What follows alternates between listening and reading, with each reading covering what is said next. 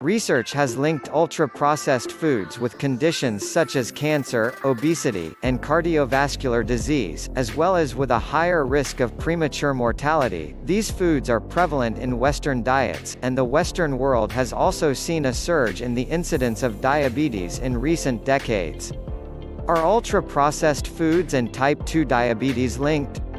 And if so, how? Bernard Schrauer, Ph.D., of the Epidemiology and Statistics Research Center, University of Paris in France, and his team of researchers set out to answer this question. They did so by examining the dietary habits of more than 100,000 people. The results of their analysis appear in the journal JAMA Internal Medicine. Schrauer and team carried out a population-based prospective cohort study in which they included 104,707 adult participants who had participated in the French Nutri-Net-San study.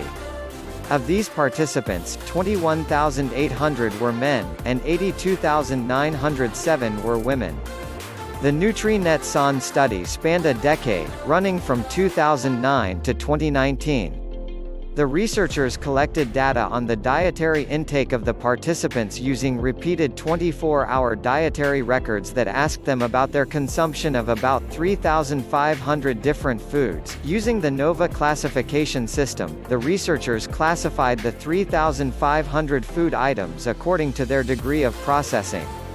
There were 4 categories: unprocessed, minimally processed foods, culinary ingredients, processed foods, and ultra-processed foods. The researchers used multivariable Cox proportional hazard models, which they adjusted for the known risk factors for type 2 diabetes, such as socio-demographic background, lifestyle, and medical history. Schrauer and colleagues found a consistent association between the absolute amount of ultra-processed food consumption, which they measured in grams per day, and the risk of type 2 diabetes.